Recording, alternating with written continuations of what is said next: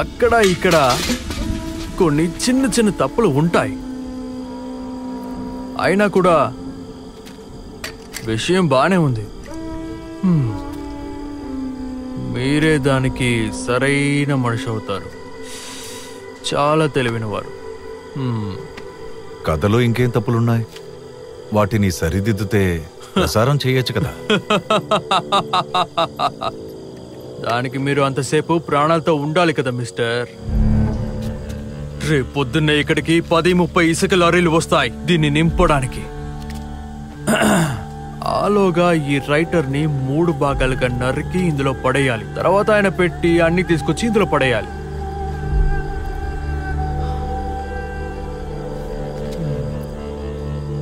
తర్వాత ఇంటిని కూల్చేస్తాను. ఈ కథే మీకు సమస్య అయితే దీన్ని మీరు తీసుకోండి.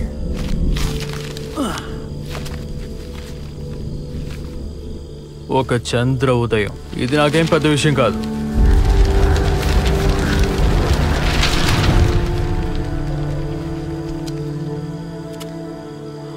దీన్ని రాసిన ఇదిగో ఈ తలని మీరు 2 దారుణమైన హత్యలు చేశారు. ఇప్పుడు నన్ను కూడా చంపేస్తానంటున్నారు. ఎవరినైనా చంపి ప్రేమించిన అమ్మాయిని దక్కించుకోవడం అంత సులభం కాదు. నీకు తెలుసు కదా.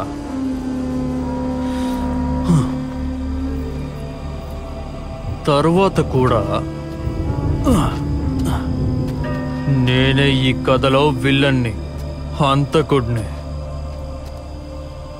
నేరస్తుడిని. హలో మిస్టర్, నా కథలో నేనొక్కడనే హీరోని. ఈ ప్రేమ కథలో నీకేదైనా చివరి కోరికుంటే చెప్పు.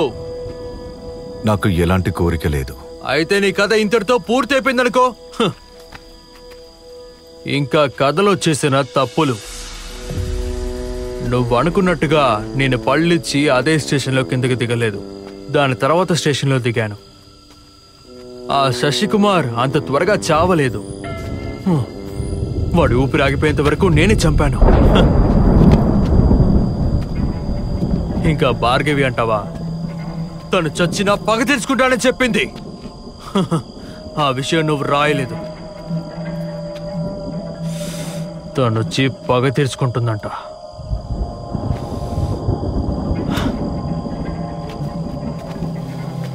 అయితే ఇక నీ టైం ఇంతటితో అయిపోయింది.